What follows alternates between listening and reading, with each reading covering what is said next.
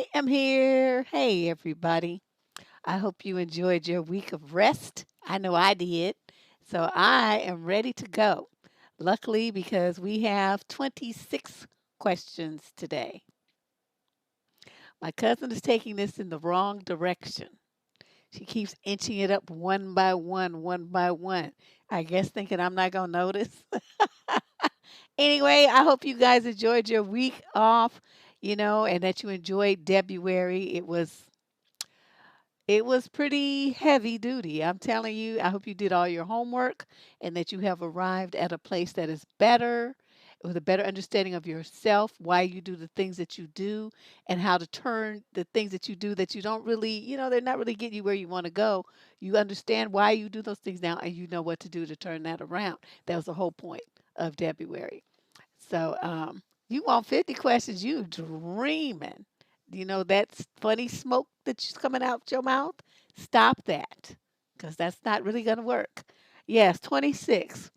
The week felt long. Oh my God. Now, y'all trying to kill me. We're not going to do that. We're not doing that.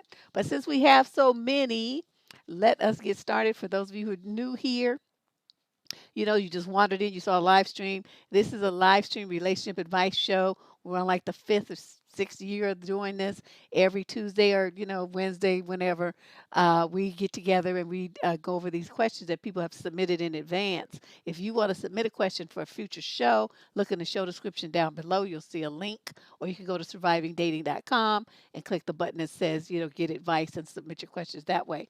Thanks, Siphon. And, we'll consider your question. I have to tell you in advance, though, not every question is selected. Some things are just too personal or, some too redundant. And so we don't do those. We try to give you guys a good and entertaining as well as informative and educational mix of questions every week. Okay. So that's how you do it. So let's get started. Yes, there is a form that you can submit your questions. The link to the form is in the show description down below. So let's see question number one. This is from a female, 37 to 45 age group out of Oakland. Oh my God, Deb, she says, I'm in a world of trouble. I've been seeing this guy who's 40, who I really, really love, for 6 months. He swept me off my feet. He was respectful, mind-blowing lover. He made me feel 25 again. He is very driven and ambitious, so he had dreams of starting up a business, which I was very supportive of. I, on the other hand, am already accomplished and comfortable financially. Oh. Because I wanted to support his business dream, I took out a $200,000 loan to help him start his business, to which he said he would help pay it back off. Well, I took out the loan and had it put into an account to which he had access so that he could start using for his business expenses. All of the money in the account is gone, and I've not heard from him since I told him the money was available. I've tried to call him, but I'm blocked from all his contacts and cannot reach him. I've tried to get in touch with a couple of his friends through Facebook, and they don't know where he is. I am so shocked and pissed off. Deb, I was so good to him. I'm in total disbelief. Everything seemed fine. I just don't know what to do. Should I sue? Should I track him down? I'm lost, Deb. Please help me. I feel defeated. I've been crying and fuming nonstop. I just need some advice. Yep. Well, see, let's start at the beginning when you said, he swept you off your feet and he was a respectful, mind blowing lover. That's what they always do. These are the kind of men who screw women into submission, and they come on so strong and so fast they keep you dizzy, right? So you obviously are a smart lady that you in a 37 to 45 age group, you already got everything situated to where you got a line of credit for $200,000. Okay? Everybody can't do that. So dude picked you. That's what that was. He picked you. Now, I hope, because of the fact that you are such a smart and accomplished and savvy lady, that you took care of your business. You didn't just give him money. You went and got a contract signed. You had it notarized. You didn't had an attorney draw up the legal documents. If you failed to do that, then what you just did was gave away $200,000. Because if you can't find dude, that's the problem. And with only 6 months in, I mean, I hope that you saw his ID and social security card or something so that you know that he's really who he said he is. That's another big question mark in my mind because these guys who do this kind of run this kind of game are slick. They're very professional. So what you can do since you got that kind of money, you have an option that a lot of other people wouldn't have, which is you could hire a private investigator. You could find his ass. See, a lot of us don't have that kind of resources, so we wouldn't be able to do it. But I don't know how much you want to invest in that, $5,000, $10,000. I mean that it would be worth it to get $200,000 back. But find him. Once you find where he is, then you can sue him because you have to be able to serve him, right? And but the bottom line is though you still may not get a dime. If he didn't have any money to start this mysterious business and he needed all this money capital from you, then he may not have it to give you back $200,000. So I'm thinking you need to consult with your accountant, consult with an attorney, and see how much of this you could write off as a business loss. But I'm trying to tell you, if you didn't get your documentation in order, you about to eat $200,000. That's what that is. Well, I'm calm because I've been off for a week, right? I'm calm. I'm just And not only that, I had a friend, one of my clients, who had a guy from the continent who did something similar to her, investing in some kind of dancing business or something that they were supposed to start. And she gave him money to, import outfits and drums and whatnot from Africa, and it wasn't nowhere near this much. I think it was about 30 grand.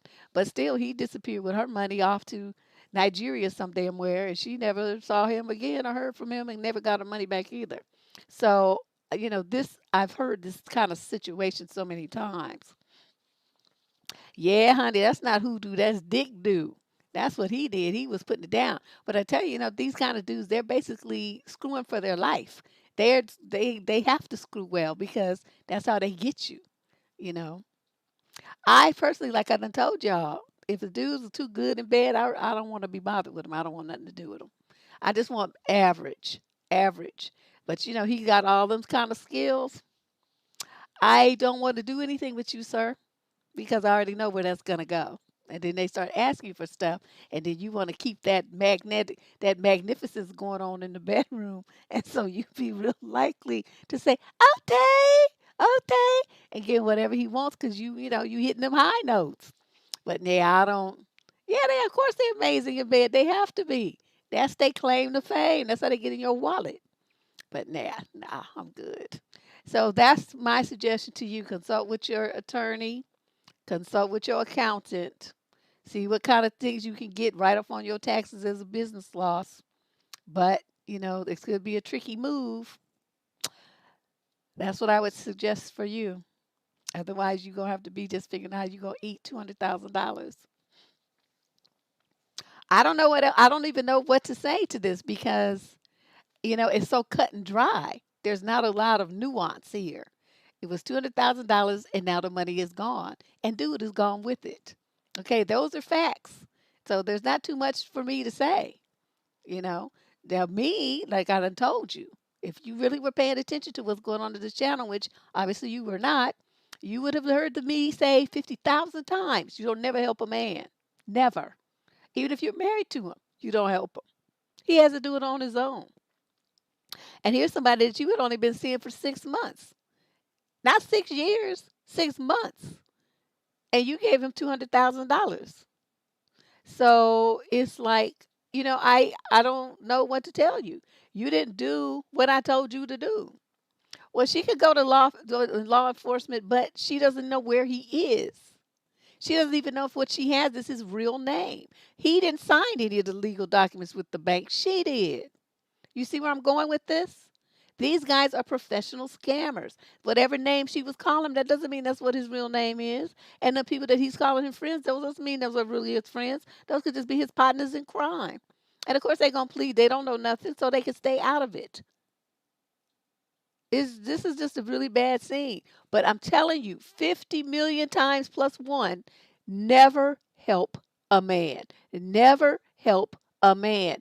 No, No, no, I'm not doing it. Don't ask me. Never help a man. Okay, if you don't take nothing else from this, take it from that. Take that. Yeah, but like I said, it's the kind of thing. But if she don't have no paperwork showing that it was, a bad debt, she got the card right. It's in her name. Everything's in her name. So he's not really, unless they got him on video cam somewhere, withdrawing the money. That could be that's a possibility. But she would have to know, they would have to do reconciles and see exactly when the money was withdrawn and how it was withdrawn. It could have been done as a wire transfer where they never saw his face. There's a lot of questions here and a lot of things here that we just don't know. And that's why I'm telling her to see an attorney and to see an accountant and see what she can do to write this off. Because evidently, she's got this stuff going on. She's got some investments and stuff that, business situations where she could, take it as a business loss, tax write off, whatever. But I don't know what paperwork she has, if she has any at all, on this situation. And so I'm kind of shooting in the dark here, but that would be my recommendation. All right, let's move on to question number 2 of 26. If you're just getting in here, we got 26 questions. This is a female in the 30 to 39 age group from Grand Rapids, Michigan. I don't know what to do about my situation with my mother in law. I have been married to her 35-year-old son for about 7 months. I am 30. Our house is 1 block from hers, so she's coming over pretty frequently, which I have no problem with. But what I do have a problem with is that she only comes to ask me if I already fed her son and if I'm taking care of him. I know she's his mother and will always care for him, but it really bothers me because it makes me feel like she thinks I don't care about her son and I don't take care of him when I really do. And every time he feels sick, I take him to the doctors. I just cook his food. I feed him well like any wife would. Today, for example, he felt sick to his stomach and had diarrhea. So I made him a healthy breakfast and gave him some medicine that would help him out. I was making him tea to make him feel better, and my mother-in-law came over. She asked me what I was making, and I told her. And she said, well, I'm going to make him some tea, give him mine instead, and she left. When she came back, she brought over her tea and some food for me to give him out of respect. I never said anything for her to leave us alone. I feel like she doesn't accept the fact that her son is now married and moved out and has a wife who cares for him. I feel like she still sees him as her little boy and treats him as if he never moved out or got married. I don't know what to do and how to tell her politely to stop doubting me or what I give him. I love her son and I don't want this to cause any problems between us. How should I handle it? She should cuss that bitch out. Me and mother-in-laws, no. Let me tell you how this would have went down if this was me. Okay, she coming over to the house frequently. You don't live here. Okay, and you never know what we might be doing. See, it's how we're young. We like to fuck all over the house. So what I'm going to tell you to do is don't come over here unannounced and uninvited. If you would like to come and visit us, you need to call first. And if we say it's okay, then you can come. If we don't answer the phone or we say no, we're busy, that means don't come. Okay, and this is going to be going to effect effective today. Okay, so that's what she would have got. Then she gonna tell me, she's asking me if you already fed him and all that kind of stuff. This is a grown ass man. He knows when he's hungry. He don't need you mothering him like he's two. Get out of here. And then she's coming over to give him this tea instead of give him this food. You know what Deb would have done? Walked right to the garbage disposal, turned it on, and ground up all her food and her tea and gave her dishes back and said, now, do you understand what time it is? This is my house, it's my husband, and nothing that you do here is welcome, invited, or requested. You go and feed your husband, your boyfriend, your cats, whatever it is you got at your house. That's what you need to do. Get out. And that would have been that. Now he's in the bed, sick, throwing up, and having diarrhea. What's he gonna do? Get his shitty throwing up ass somewhere and try to tell somebody what to do? Then you could go back to the house and live with your mama. I mean, what you want from me? I don't. I just, yeah, I am always cussing people up, cussing people out. But I don't do mother-in-laws. There's busybodies mother-in-laws. Just don't do that. And so she would have tried that shit the first time, and she would have got told. It's like this is a grown man, right? He's fucking me now, okay? And he's not fucking you. So that means that he's going to listen to me. He's going to do what I say, and I'm going to do what I want to do with him, for him, by him, all that stuff. That don't have nothing to do with you. Go to your house and sit your ass down somewhere. Watch Oprah, or whoever's on. I guess she not on no more. Whoever's on in her, Dr. Phil, all them shows. Watch that and stay away from my house. That's what she would have got from me. Yeah, I don't do busybody mother-in-laws. And if you one of them busybody mother-in-laws and you do shit like this to your daughter-in-law, you need to get your ass cussed out right quick. And you like, well, that's my son, bitch. You ain't fucking him. So you need to sit your ass down somewhere. Okay, stop meddling in your son's relationship and his marriage. It's not your business. Sit your ass down somewhere at your house and leave them alone. This is a common problem with these mothers, especially where the mothers have, the son is their only child, or they only have one son. They just glob onto his ass like he's their man or some shit, and that's why they have to get cussed out. So all you women in a situation like that, you better find your ovaries. Don't be letting them treat you and talk to you like that and barge all in your house and take over and shit. That's your house, okay? And you better let them know. Yeah, it's very weird. It's just like some kind of like sick and twisted, you know, weird stuff. But all right, let's move on to question number 3. Female, 21 to 29 from Chicago. Hi, Deb. I'm a 26-year-old black woman. I've recently ventured into interracial dating. I usually date men with some type of melanin in their skin, but I've connected with a 30-year-old white guy. He's stylish, driven, and caring. But some of the comments he makes others make me second guess things at least once a week. He says things like, "Your brown skin is looking beautiful today," or "The kinkiness of your hair really turns me on." Dude is saying just talking too much. My question is, how do I know if he likes me as a person or if he is fetishizing me because I am a beautiful black woman? Your perspective on the issue would be greatly appreciated. Let me tell you something. Do you think that black men don't fetishize black women? Booties? Fat ass? Does that ring a bell to you? She got them thick legs. She's thick. She this, she that. She got, her hair. She mixed. She this. And that. Okay, does that not sound like a slightly fetishizing kind of thing to you? That's how men do. Crazy, men who are just not really aware, and they call it what's the term? There's a term for it. Objectification. Okay. And when they do it, a lot, and it has to do with sexual things, body parts and stuff. Now, what he's doing is complimenting you on the very things that black men would be tearing you down about, right? The kinkiness of your hair. Am I right? He's telling you he likes it and you having a problem with it. Or he tells you that your beautiful brown skin, right? But you don't want to take, you want to see where there's something wrong with that instead of saying, well, brothers be like, you too dark. Are you seeing where I'm going with this?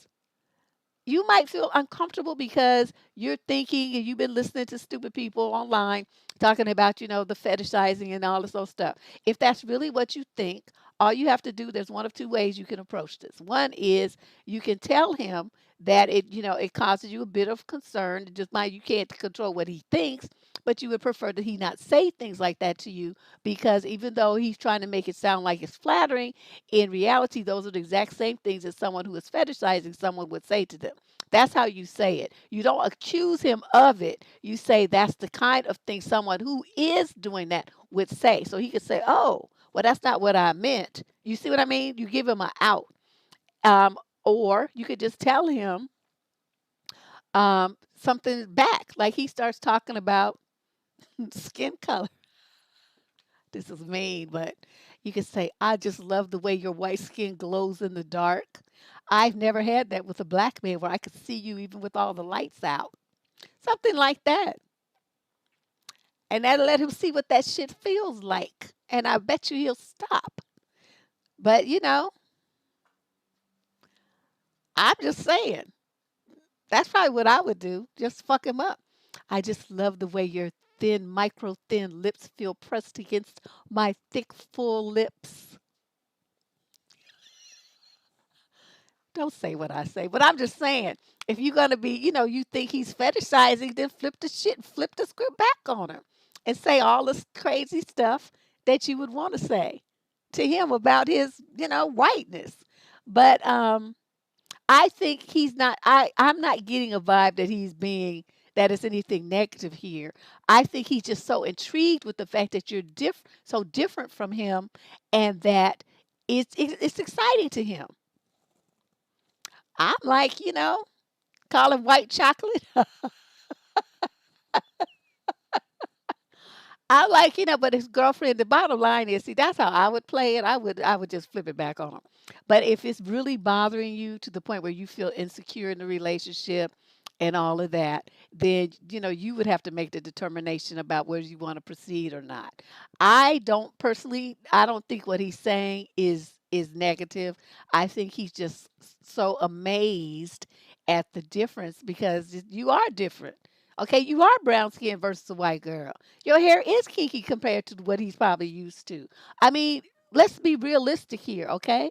That's one of the things about um, interracial dating that you have to learn. You're going to eat different food, you're going to use different hair products, you're going to use different skincare routines, and you're going to look different, and everything about you is different.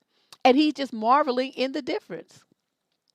Long as he likes it, everything he's saying is good. He's not putting you down, right? So I'm not really understanding what the problem is. I'm thinking that this is some I'm in delight, girl. I'm telling you. Cause okay, well, never mind all that. But yeah, it could be his first black woman. You know what I mean? Whether it's the first or not, it doesn't even really matter because nothing he's saying is negative. It's all very positive and flattering, and he just making comments. I wouldn't bother me, but like I said, you the one that's gonna have to determine that. I would just fire back at him. Oh, yes, your micro thin lips. I've never felt anything like that. Long as you don't put raisins in the potato salad, we good. Question number 3. Female, 21 to 29 out of Chicago. Oh, wait, I already did that one. Number 4, male, 30 to 39 out of Dallas. One of my friends and I are kind of competitive, and we can sometimes argue when we have a few drinks. On a vacation to Las Vegas, we went to dinner and we got into an argument. I made a comment he did not like at all, and he got up and left the table. He told his wife that she had to leave too. As we were walking out, the argument continued in the parking lot of the casino. He said something, I made a comment back, and it turned into a physical fight. He came at me, and first he got me by the throat and had me bent backwards over a car trunk in the parking lot. What? And then he took me to the ground, kneed me in the stomach, and climbed on top of me for a ground and pound. He still had me by the neck. The two girls were begging him not to beat me anymore, and eventually a big security guard came out of the casino and stopped it. Now what? It was a clear cut beat down and loss for me. Not only in front of his wife, who he eventually admitted liked how he manhandled me, but in front of mine. I feel like I haven't been the same since. Well, he's not your friend. That's all I'm going to tell you. See, uh, that's how you know these some white folks. It's a brother. There would have been some gunfire and somebody would have been dead. Possibly two somebodies. But one thing you not going to do is humiliate him, a man, in front of his woman over some bullshit. Now, this guy evidently had been holding some animosity towards you for a long time, and he just let it fly. This friendship is over. He completely disrespected you and attacked you. If anything, I would have been calling the police and have his ass arrested for assault because it happened in the parking lot of the casino. That means it's all on film.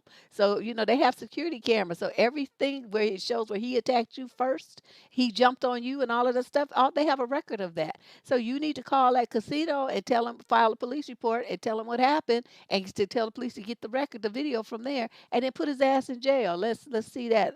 See how that works for you. You want to be pounding and grounding somebody, go to prison and do that. Okay, let's see how you do that with some dudes who would be in prison all the time. Because I would show, you might not have beat him in the fist fight, but you could beat him in court. That's what I would do. I'm going to have the last word always.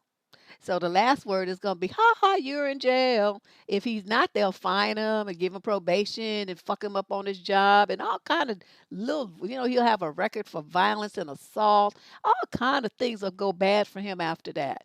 And that's what I would do because you're not going to treat me like that. Okay.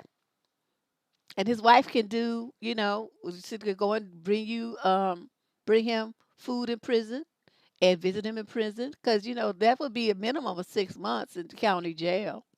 So I kind of like that plan because one thing I am is a vengeful bitch, and one thing I'm going to do is get you back. And so yeah, you might have won in that round, but I'm gonna win the war. So you have a good 6 months to think about what you did and how that worked out for you, and whether was it worth it. Because now you in jail. So I hope your wife working making enough money to support your house and your bills and your car note and all that stuff. Because your ass ain't gonna be making no money for 6 months to a year. So they could stand to lose a lot because he wanted to show off in front of his wife and do a pound and ground. That's the approach I would take. Yeah, yeah. That's what you need to do. And then all this happened last week. You say it last week. So yeah, it's still time. You can still get the tapes. That's my advice to you. Question number 5. Female 50 to 59, no location provided. I have a 32-year-old son that has become an alcoholic from something that he caused. Hmm. He became an alcoholic from something that he caused. He is a black male. I feel so afraid for him as a black man. With that, he is very disrespectful and ugly acting and has been violent towards me and his younger sister. My question is, how do I get him together and out of my house to find his own way after he went through a dramatic experience? He is causing unhappy situation in my household. His life was changed due to a young lady he dated. The ex of the girl tried to kill him, so he started drinking and developed a drinking problem. His drinking and actions are causing my home to be very toxic. I feel bad putting him out. I think something might happen to him because he is a young black male and a drunk. Please provide some advice to help me get past the feeling of not wanting to put him out because of the reason that I stated. Please give me some advice. Kick your ass. You stupid. You know why I'm going to say you're stupid? You're saying how he's been ugly, acting, and disrespectful not only to you, but to his younger sister. And you don't see any reason to think about yourself and your daughter more than you think about this dusty alcoholic bum? That's what you're writing to tell me. Do you realize how stupid you sound right now, lady? Get this fucker out of your house. Okay, before he does something to both of you that you can't recover from, like you end up in a casket some damn where. This is you don't care where he goes. You don't care what he does when he gets there. You don't care how he finds his way there, how he finds his way back, how he's living, how he's doing anything. You don't care because he is disrespecting you in your house and his younger sister, your other child. He has no right to be comfortable in your house. And especially he got money to be buying booze and shit, then had got money to be buying his own, getting his own apartment, living off of his mother and treating her like that. And you just sit up there taking it? This is some bullshit. Yeah, Lily, I agree with you. I don't know what's going on, but this whole thing here, this is very, very sad, especially for your daughter, to have to see her mother be such a fucker and sitting up there letting some man mistreat her. I don't give a fuck if it's your son or not. Just because you birthed him, that don't mean nothing. That's an accident. Okay, because once they come out, they do what they want to do. You raise them to a certain point, but after that, they do what they want to do. So you, lady, have to get your mind right. So what is your son? Are you worried about him? Don't worry about him. He ain't worried about you. You let him go and hit it and hit the ground running. He can join the army. He can do all kind of stuff to get himself together. I don't care where he goes and what he does, but he needs to get out. And you need to tell him that too.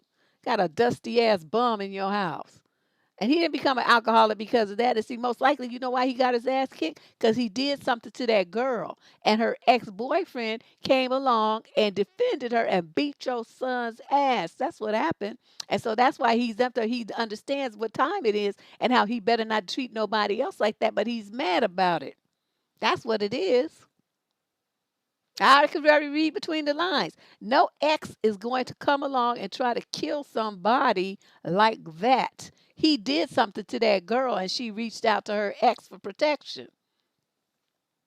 Your son is bad news. He tried to hurt her and the ex stepped in. Who's going to come and step in when he tried to hurt you and your daughter?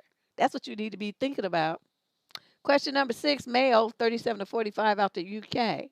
Last night, my wife told me that she had a lesbian one-night stand with my mate's wife. It happened when we were all, including our respective 3 and 7-year-old daughters, Went away for a weekend in a caravan park. We all got drunk. I went to bed, and as far as I know, my mate did too. The girl stayed up, and that's when it happened. We've all been friends for more than 10 years. She doesn't see it as cheating and said that she does not regret it. As we talked for about 4 hours, she said, started to realize that despite my typical male bravado, talking positively about not being bothered if she had a lesbian fling, joking macho crap, of course, she was surprised that I was so upset. I want to move on, but it seems to me that she needs more than me, despite her trying to assure me that it had been a fantasy she had to fulfill and will never be repeated. I'm quite a strong character, nowhere near as tactile as my wife.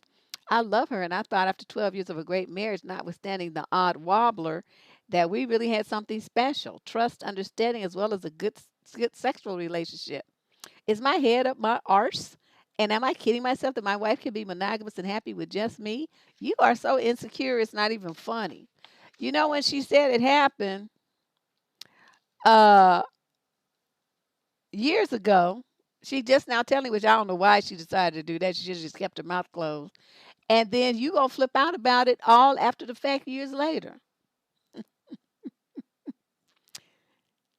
See, this is why I say women talk too fucking much. You talk too fucking much. There's something, nobody knew, and that's how it was supposed to stay. Because they can't handle it. Okay, they can't handle it. If it's them, they can handle it, but they can't handle it when the woman's doing something with someone else and having a good time. Oh no, they can't handle that. So, you, sir, you all in your feelings about it, and she already told you it was just a curiosity thing. So why are you tripping? One time in 12 years, and it wasn't even a man, and you flipped out. I don't know what to tell you. I just wish she had kept her big mouth closed. But you need to move on and stop tripping about it. And if you can't trip, stop doing it, then go see a therapist. Question number 7, female 20 to 29, no location provided. What is all this no location? I've been dating my boyfriend for a long while, and my family will not accept him. They make wild accusations about how he's abusing me and doesn't work. He isn't abusive, and he's had a well paying job, responsible management job our entire relationship. Yet they bring these things up every single time I come around to visit. On the flip side, I tell my boyfriend all of these things that they say. He's like my best friend, and I tell him everything. You're stupid. Now he doesn't feel welcome at any of my family's holiday festivities and refuses to go to a place where people talk about him the way they do. I don't blame him. I just don't know what to do. My relationship isn't going anywhere, and if I go to the festivities alone, they would talk about him more and more. It's causing me an immense amount of stress and anxiety. Please help. Thank you. Grow a fucking spine. Okay? Grow a spine. If you're going to choose this man, then choose him. Then don't go to your family's festivities, right? Because they need to be on a punishment, a timeout. Every time you would go around them and they start talking about him, you're supposed to get up and leave. If you're on the phone and they start talking about him, you're supposed to hang up. If they just say, well, how come you haven't been around? Say, because y'all don't know how to control your mouths and I'm tired of hearing your bullshit. So I'm not coming. I'm going to stay here with the man that I love. And as far as you telling him all the things that they say, what the fuck is your problem? What is wrong with you? What your stupid family says that's ignorant, backwards, and tawdry and ridiculous, you should have never, ever, ever have shared that with your guy. Some things you just need to keep to yourself. You just really stupid. You talk too fucking much. You tell too fucking much. He's not your man is never your best friend. Okay? Certain things you just don't tell men, and for men, certain things you just don't tell women. And the number one thing you do don't tell is what some other ignorant fucker said about your mate. That's something they don't need to know. Why would you tell them that? Okay, then it's like he's just a little bitch too. So he gonna go around. He don't want to go around to people. Oh no no no no no no no. Let me tell you how that would go if it was Deb. That would be my first thing on my agenda. Right? And then I would walk in there and say, I understand you motherfuckers been having all kind of stuff to say to me behind my back. Say it to my face. Why don't you?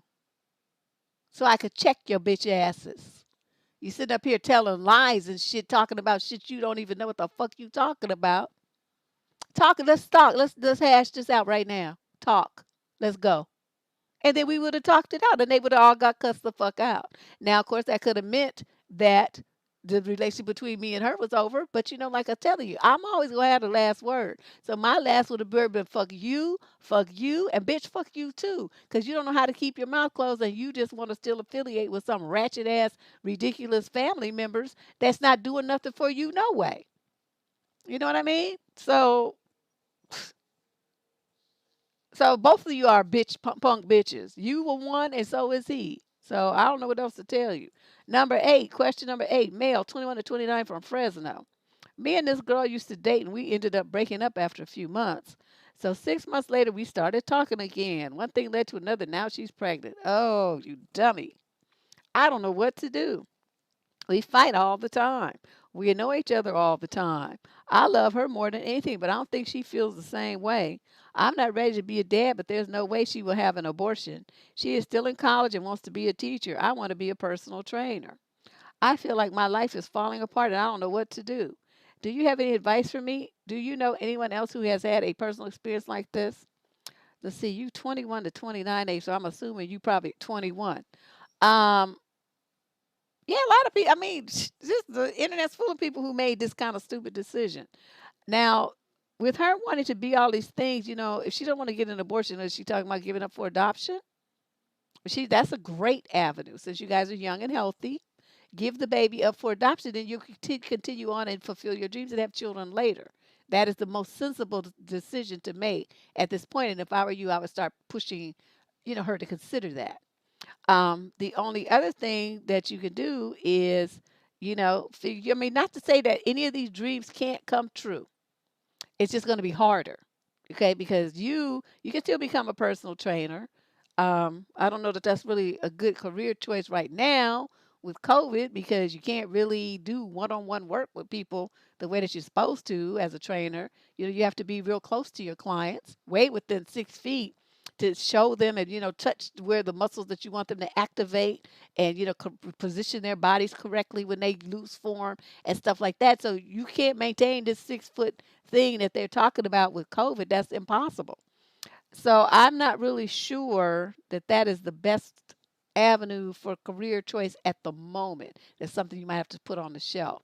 But right now, if she decides she wants to keep the baby, um, the best thing, the only thing you can do is figure out how you're gonna be a dad and do your, get your child support in order and everything else is ready, because that's the road that you have made that you let your dick take you on.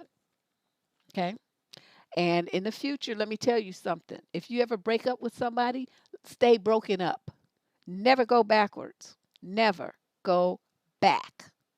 Because that's like the best way I can explain it is like you hoping some chewed up and vomited up food is going to look fresh and pretty back on the plate again. It's never going to happen. You broke up with that person for a reason, probably many reasons. Okay, that's the vomit. That relationship was vomit at that point. And you want to go back to it and sitting up there hoping that it's going to change into something beautiful and wonderful and appetizing looking. That's never going to happen. It's still vomit. Okay. You can spray it with all the Febreze you want to get rid of the funk, but you going to look at it and it's still going to be vomit. And that's what any relationship where you go back to it, that's always what it is. It's just vomit. You just never need to. I mean, even protection is good. But that doesn't always work either. So, you got to have two things on each side, birth control and a condom, on each side, each birth people doing something, to be responsible. And then that usually works. But you can't just depend on a condom. That's not smart. They break, they crack, they come off, they do funny things. I mean, shit happens. So I would not recommend that either. But this is very sad. So wrap your mind around the fact that you're about to be somebody's daddy. But like I said, I would negotiate with her and start presenting the adoption option and hope that she, sees that as the best solution because that's what I think. Question number 9, female 20 to 29 from Alpharetta, Georgia. I have been unhappy in our church for about 3 years. I feel as if they aren't preaching the truth. Also, the way they have responded to COVID just really hasn't set well with me. My husband is involved with the youth group and refuses to change churches. He says he doesn't want to change because he thinks he will be throwing away all the relationships and the time he's invested in the youth group. I can honestly say I'm miserable in this church. So I think there are only two options. I can either continue to go to church there and be miserable, or we can go to separate churches. My mom and dad went to separate churches during my high school years, and it was really hard on their marriage. We have a 2-year-old son, and I feel it would be hard on him going to two different churches. My husband thinks I'm not involved with the church, and that's the reason why I'm not happy. We live 40 minutes away from church, and it's hard for me to be involved when I have a young child who has bedtime and a routine. I'm truly at a loss of what to do. It's called divest. It's called hang it up and don't go to church. So he gonna be the one going to church. He gonna be the only one going to church. And what man is not gonna leave a church because of a youth group? Your husband's a pedo. He's got some comfortable situation there where he got access to kids. He's not willing to give that shit up. There's no reason in this world why a man would not want to change churches, but unless he's got some setup there where he got access to kids that makes him very comfortable and he's very easy and ain't nobody questioning him. That's why his ass want to stay in that church. You ain't tricking. I know this game. There's no reason in this world why he would want to stay there unless it was something like that, where he's just so attached, giving you these weak ass excuses. This is some bullshit. Emily's just leaping off the page. I don't know. She don't see it. Soon as he said some shit like that to me, like he all these excuses why he wasn't gonna leave that church about some other people's kids. What you doing with them people's kids, nigga? That you can't leave that church. Oh, hell to the nah. We would be having all kind of big fights. But you, lady, you have the opportunity to get out. You say you're not happy in the church and you've been wasting your time there for 3 years. You got a 2-year-old kid. Keep your son out of church. During them Sundays when your husband's messing around with them youth groups, doing whatever freak shit he's doing with them people's kids, you stay at home with your son. Take him to the park. Take him to the museum. Take him somewhere that's going to educate him. Little kids at 2-year-olds can learn a lot. People don't really give kids credit for what they can learn. Their minds are like sponges. You can start telling him all about the stars and galaxies and planetary planets and dinosaurs. And I mean, he can learn so much at 2 and 3 years old. It's not even funny. And it's all a matter of what you teach him. Okay, so that time that you would spend wasting your time in church, you can spend that time with your son educating him about something that's going to be meaningful and it's going to help him become a better person later on in life. But you know, your husband is on some bullshit. You need to really think about what's going on in this situation because your husband's response is not normal. And when I'm just totally suspicious of any man who has any kind of that kind of a tight alliance with children, nope. Nope, nope, nope, nope, nope. All the nopes in the world. Question number 10, male, 41 to 49 from Maryland. My girlfriend and I have been together for over 2 years, and we've known each other for over 30 years when we were kids. Wow. I'm now 42 and she's 34. We were lucky enough to conceive and give birth 3 weeks ago to a beautiful, healthy son. It's the first child for both of us. I am self employed and working hard to cut my hours back to a respectable level in order to spend time with our son and give mama a break as much as possible. She is breastfeeding, and we have not yet accumulated enough milk in reserve so that I can bottle feed while she is out. My question is this: I'm not a possessive person. I have no desire to know her whereabouts when she's out. I trust her implicitly. However, she has on a couple of occasions left with our son without letting me know she was leaving or informing me of when she will be back. The last time was about 4 hours. I explained to her that it seems very considerate of my feelings that she can't give me the common courtesy of letting me know where my infant son is. She doesn't understand or believe that this should be an issue. I've explained to her that I would never take our son out first without telling her what my intentions were. This bitch is stupid.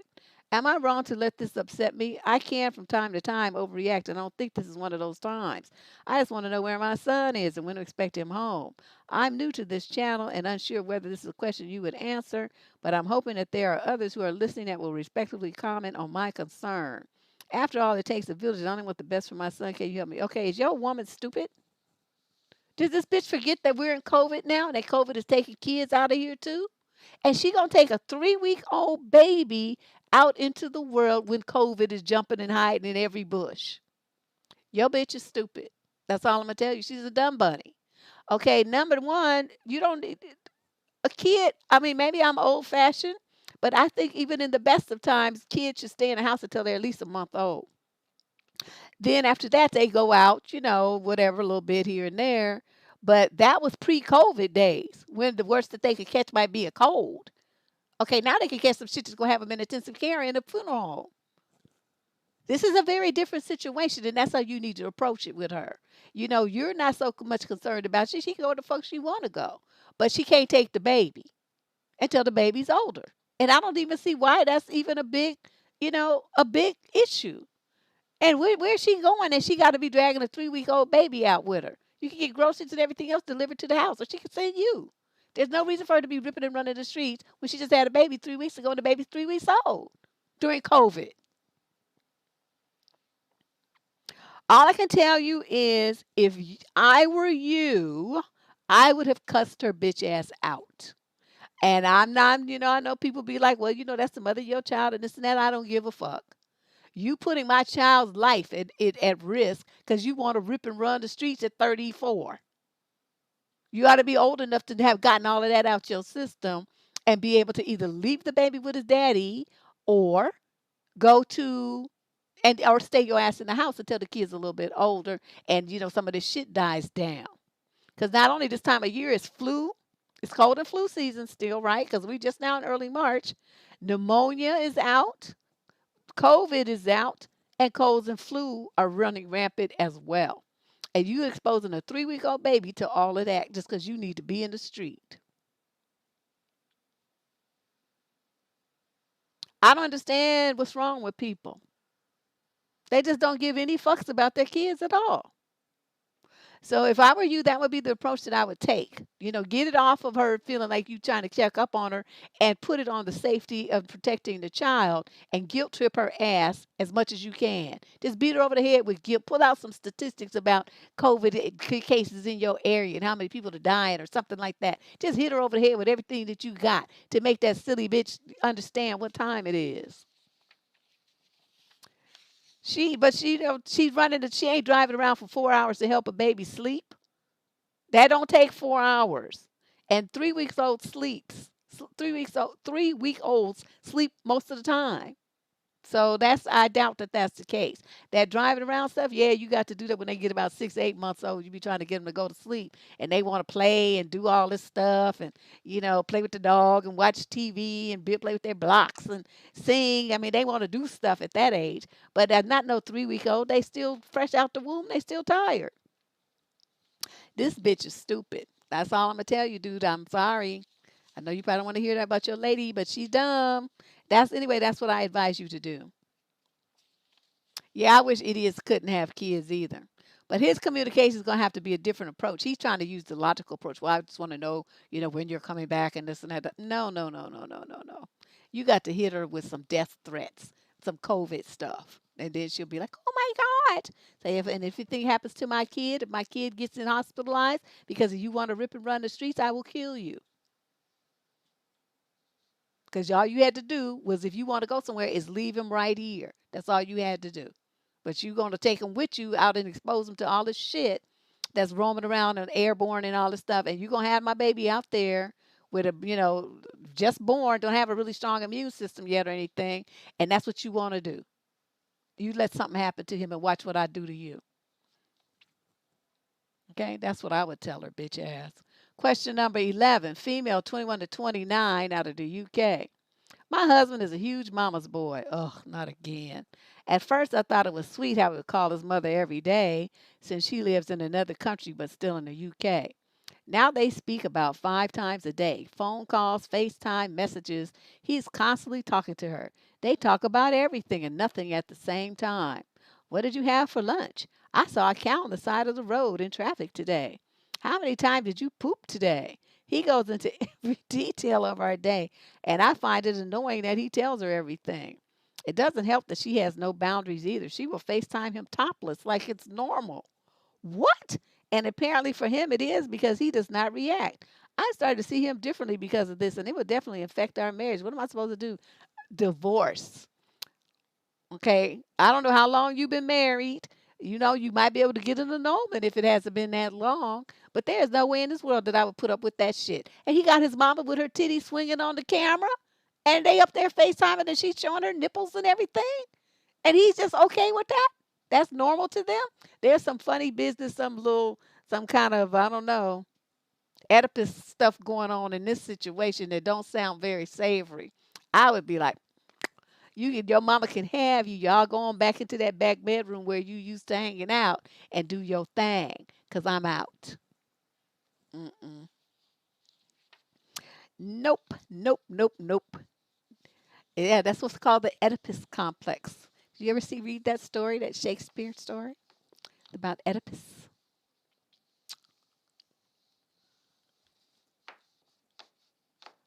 Yeah, nah. I can't do this. Nah. You better than me, girlfriend. Question number 12, female 4049 out of San Diego. That's in California, for those who are unfamiliar. It's in Southern Cal. My husband took me out on a dinner date while our 14-year-old babysat his sisters, who are 12 and a toddler. While on the way home from the date in the car, my kids called very upset. Their estranged uncle by marriage, so he's not really their uncle, showed up unannounced at night and scared my 5'10 deep voiced son to tears with statements like someone could come and attack you and kill you. And get your parents on the phone now. They didn't answer, did they? And other things like that. It was dark, and my son thought he was us and ran out to greet us. Instead, it was his uncle, who is my husband's sister's third husband. Then this uncle drove to the end of the driveway and parked in the dark by our mailbox for an additional 10 minutes before driving off. The kids were visibly shaken up and crying when we arrived moments later.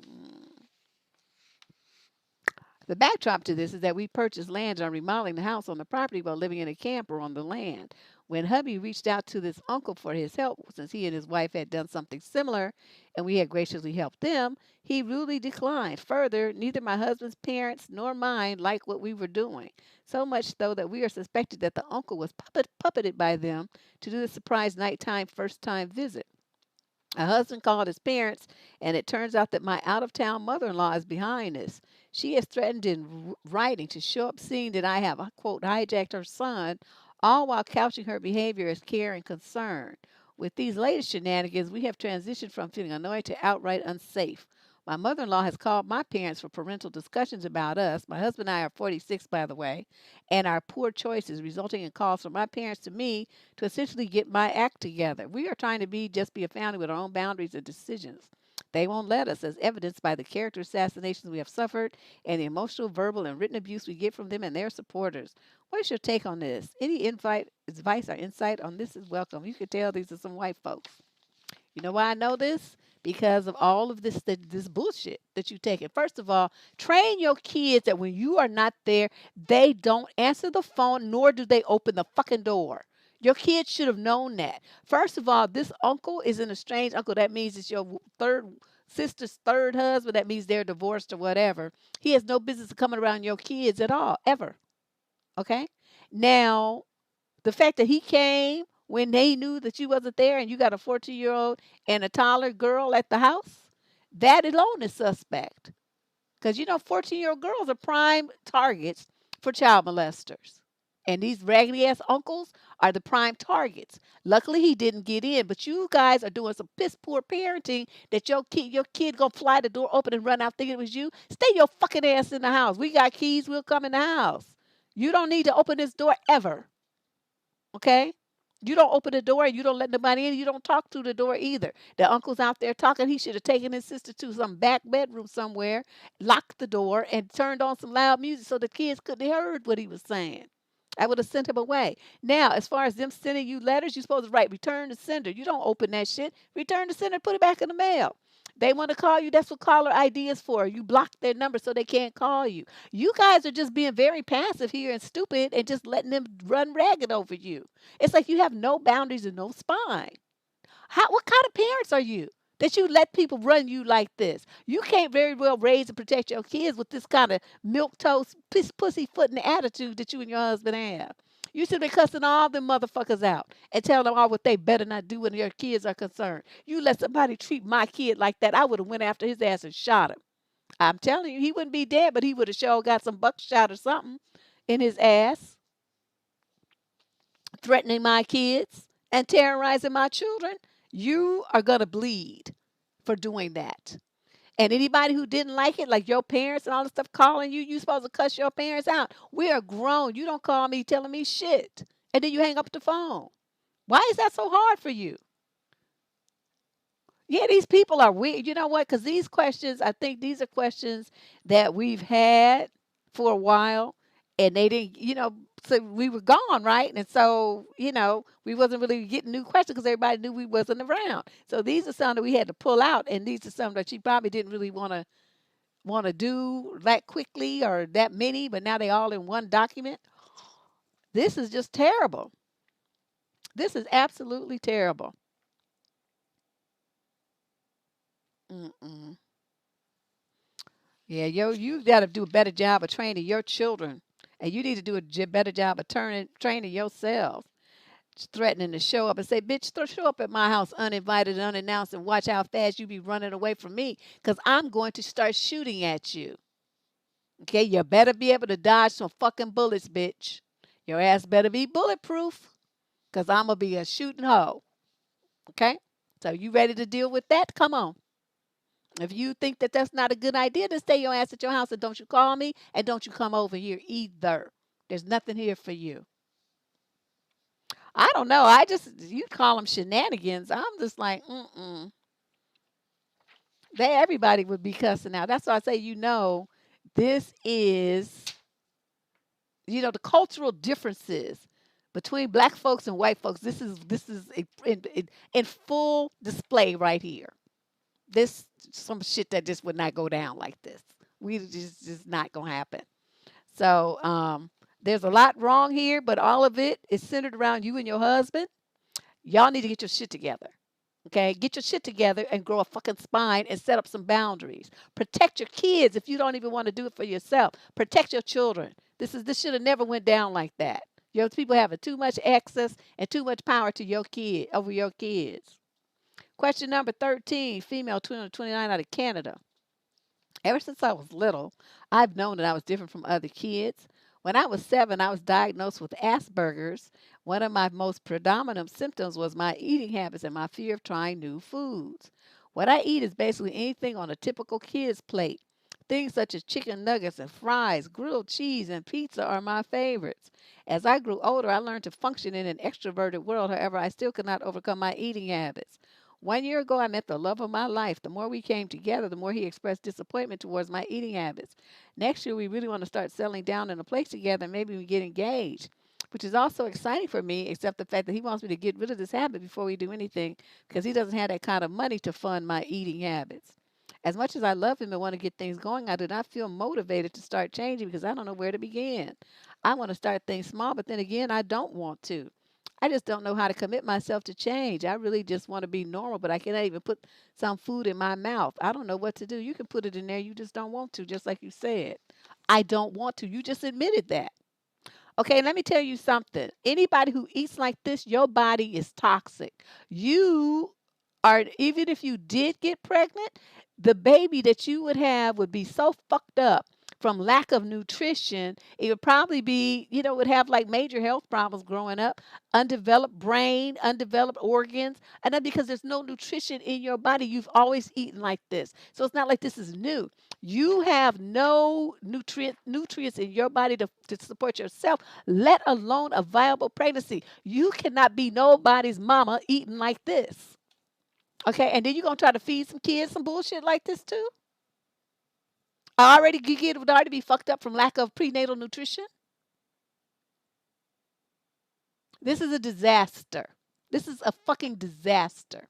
Now, how can you change? You go take your happy ass to a doctor and ask them to sign you to a nutritionist. This is a medical problem at this point, and they will do it through your health insurance program and put you in touch with a nutritionist, someone who specializes in your kind of eating disorders, and help you get over this.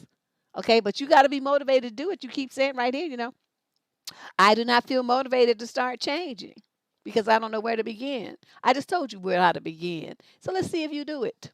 Okay, because otherwise you're going to end up losing your relationship and you're going to lose any possibility that you could have to be a mom and a wife and happy with this man. And you might even lose your life because your health is already going to be in a decline. You still young now, 21 to 26. Yeah, wait till you hit about 35 and all them years of eating that toxic processed junk starts to materialize in high blood pressure, high cholesterol, heart disease, and who knows what else. That's the road you on, girlfriend. That's the road you on. Question number 14, female 18 to 21 from Jackson, Mississippi. I have a friend who's always making rude jokes or remarks. I'm insecure about my height and people always bully me for it. She doesn't understand that when she says things like this, it can be offensive. She's a bit abusive and I want to break it off. But when we get into arguments, another friend has to break it up. After saying these things, she denies that she's ever been rude. What do I do? You stop talking to her. Why is this an issue? You know, she bullies you, she hurts your feelings, she's abusive, and you don't want to talk to her and you argue with her and all. I mean, where's the benefit to maintaining this relationship? Why are you wasting time writing me? You should have been writing me saying, Deb, let me tell you about this bitch I had to just dump out of my life because she did this. Okay, she's not bringing anything to your life, so she needs to go. That's as simple and cut and dried as I can make it. There's no benefit to her to be in your world. Get rid of her. Okay? You don't talk to her no more. You block her number on your phone. You block her on your social media. Anything where there's going to be a group event where she's going to be there, you don't go. It's that simple. Make new friends if you have to. Question number 15, female 22 to 29 from wherever. I need to break up with my boyfriend. We've been together for a month or two. Oh, is that all? And I thought that maybe I could keep the flame going, but I can't. He's just not the one for me, and I'm not the right girl for him. I'm introverted, and I don't like being touched or having someone cling to me like he does. Everyone keeps telling me not to do it because he's such a good boyfriend. He cleans and cooks, and he's thoughtful. But instead of working through his issues, he vapes them away. Vape. Wow. He spends so much money on vape, and it's so bad for him. He purposely annoys me and doesn't know how to rely on himself instead of other people. Not to mention, he moves too fast. I don't know why he's so affectionate and clingy, and I don't blame him for it. I'm just not equipped to help him and myself at the same time. It doesn't help that he's depressed and suicidal, and he's claimed that I'm the only one for him and his reason for living. I just want us to go back to being friends, but he'll make things awkward, and I don't want that. I've always been horrible with words and emotions. I fear that if I do this, I'll end up ruining what friendship we have left and up sounding like a heartless bitch. I'm just not ready for a relationship. Oh, you just stupid. This is stupid. How you gonna be this old in your 20s and you sitting up there talking about you don't want to be a heartless bitch and you worried about a friendship with some goddamn drug addict fool who's depressed and stupid? Why would you want to be friends with him? Let's start there. What good is he bringing to your life? He sounds stupid and crazy.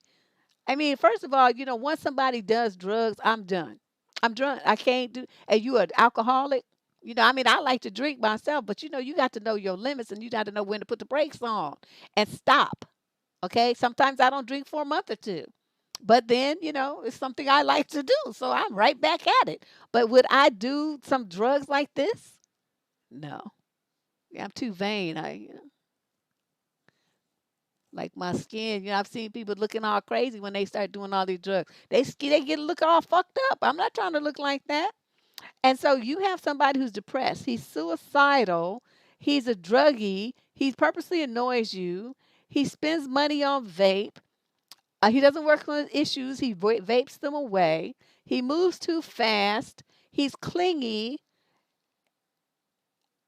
And you don't want to be touched by him. I mean, where's the part where this makes sense to even have entered this relationship?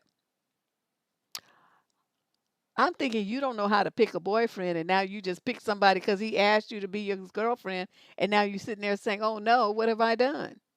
That's what it sounds like to me. You're ready for a relationship, just not with him.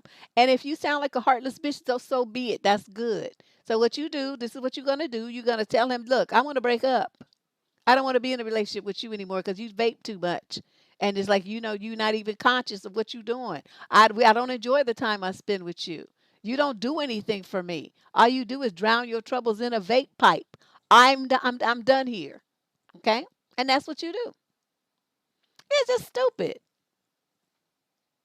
Yeah, looking like a zombie. Girl, I'm telling you, that Thriller video, wasn't that the best one that came out though? But anyway, I go to a side. But yeah, this makes no sense to even have entered into this situation. Let's move on. Question number. I'm just trying to hurry through this because there's so many of them.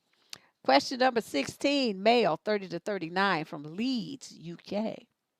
I'm a frequent listener, but this is the first time I've written in.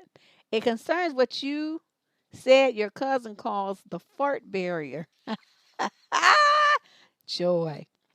My partner and I have been together for a year and 4 months, and I probably started letting them rip after a month or so. I understand everyone's come like, oh, I understand everyone's comfort levels are different. But it's like, come on, after almost a whole year and a half? Sometimes she even asked me to go to the bathroom to fart and spray Febreze after. It makes me feel like I can't relax and be comfortable because she isn't.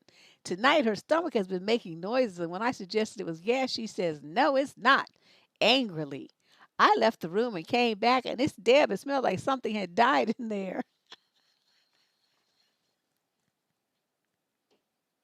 Why do I get these letters? I said, "Oh my God, babe, I'm going to spray and turn on the fan." I knew it was gas in a normal tone because I have no issue with it. We are all human. But she got mad and said it wasn't her and she doesn't smell anything. And then she blamed it on me. She fell back asleep and continued farting again in her sleep. She woke up talking as if I didn't hear the farts and started a random argument about nothing. I tried to tell her that it's not an issue with me, but she continues to deny it. She is so uncomfortable with farts and it's driving me crazy. How would you handle a situation like this?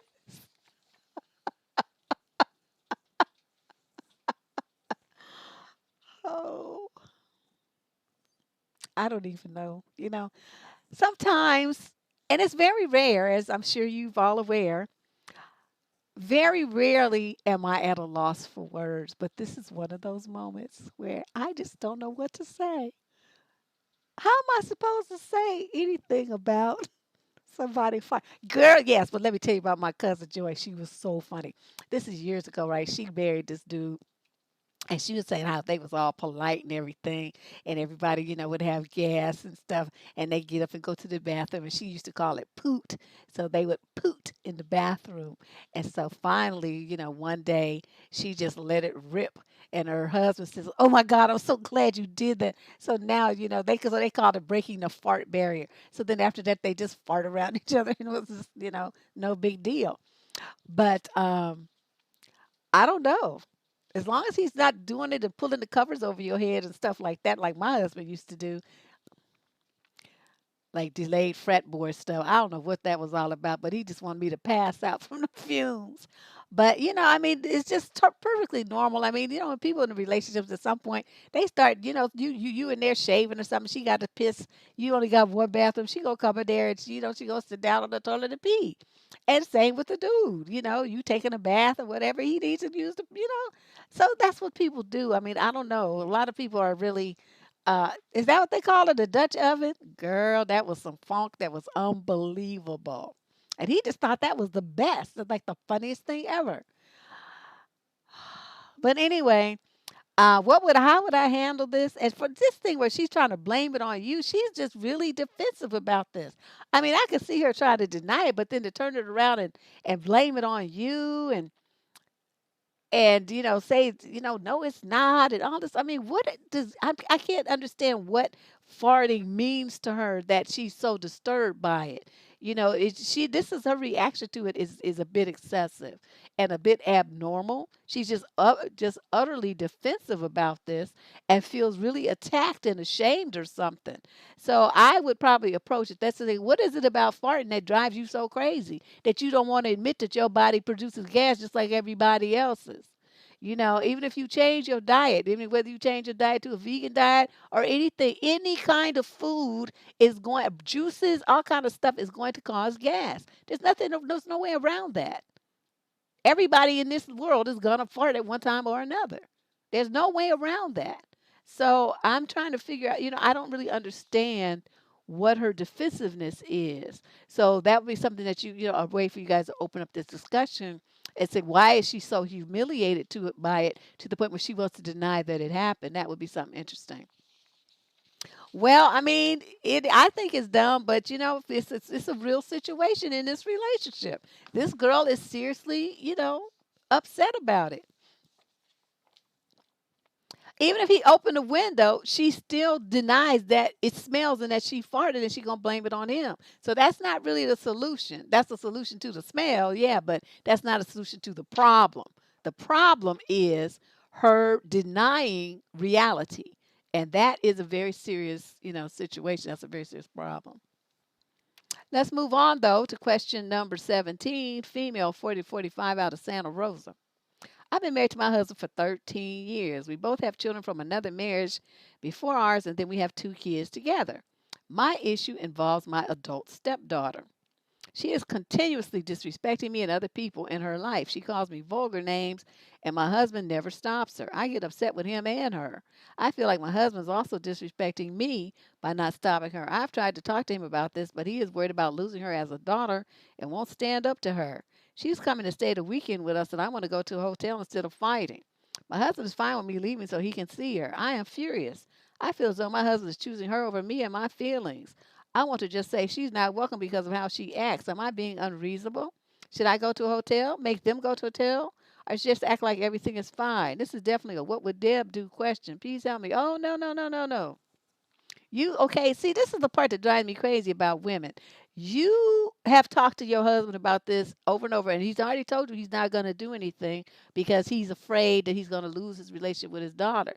What you should have done at that moment is cussed your husband out and told him that he's a pussy, and that any man who can't stand up to a child is something's wrong with him. Okay, that's poor parenting, very poor parenting.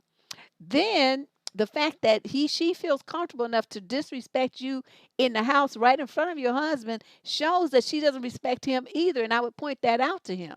You thinking that you doing all this stuff to be her friend, she doesn't respect you. Look how she acts in your house with your wife and over your other 2 children.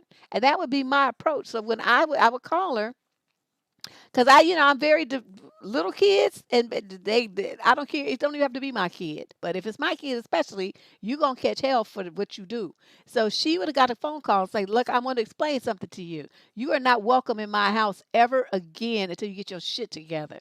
Because the way that you act, the way that you disrespect me, the way that you talk to me and my husband, especially over my other small 2 children, is unfucking acceptable, bitch. Don't ever come here. If you show up at my house, I'm calling the police. I'm going to have you carted dragged away.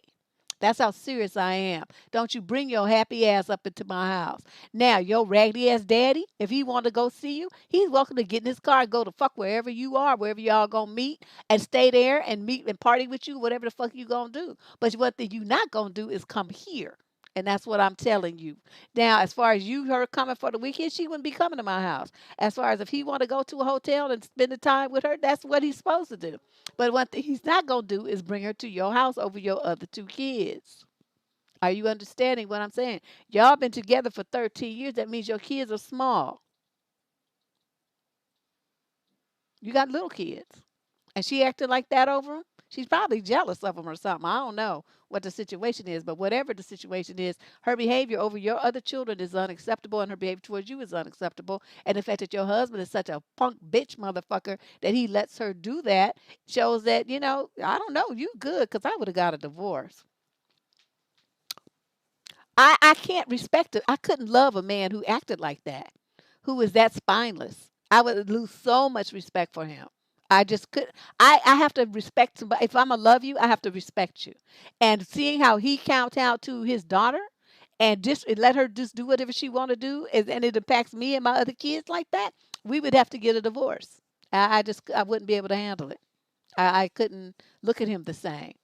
But that's just me. But anyway, that's what I'm telling you. You need to get her on the phone, tell her this is the law now, as of today, that she coming for the weekend to book a hotel, or tell her daddy to book a hotel. That's where y'all gonna be. You ain't coming here for a meal. Don't come here to look at nobody. You're not welcome here. And you try to come here, I'm calling the police and tell them that you're an uninvited person, and you're antagonistic and violent towards me, and I don't want you in my house. So you ready to get locked up? That's what you do. That's how it's gonna go down. But she wouldn't be running shit not in my house. Mm-mm. Your husband is stupid. You don't let some bitch run you out your house and you go get a hotel. Fuck her. Question number 18. Female 22 to 29 out of Memphis. I worked with this guy who's 34. I'm 23. We've been working together for over a year now, and I see him every day, but we do, I guess, not work in the same department. I'm not sure what that's a typo. At first, it was just general hi and hellos, but these past few months has gotten crazy. He forced me to follow him on Instagram. Forced me. Even though I told him I don't post or use it, he started messaging me on there. And at first I was okay and occasionally, but recently it's flirty. And when I say flirt, I mean flirty to the max. When he comes into my office, he comes straight towards and ignores all the other people in the office. He comes over, has a chat, and finds some way to touch me like he's handing me the paperwork, and he'll start touching my hand. Recently, he's been giving me hugs every time I see him in the corridors. And when I say hugs, I mean like proper squeeze me hugs. At first, I didn't want to like him, and I've always said he's a friend and he's not my type. But I think I've started to like him. There's just one major problem. That is, he has a girlfriend and kids. I have been feeling guilty and like a total loser for liking him. I don't know what to do. I've been crying myself to sleep with guilt for the past few nights. Do you think he feels the same, or is he just friendly? Please help. You are hella stupid. In Memphis, and you this dumb? Let me tell you something. You 23 and he's 34. Um, what you are supposed to do, I mean, first let's start with this force you to follow him on Instagram. How does somebody force you to do anything on social media? I don't understand that. How I don't understand what you mean. I'm trying to think of it from every angle I could think of, and the only thing I could think of is that you're stupid. Okay, you stupid, and he told you to do something and you did it because you wanted to, because you like him. Why you trying to flip it around and make it sound like he forced you? He didn't force you to do shit. You did it voluntarily and willingly. Why did you do that? Because you're stupid. I keep coming back to that.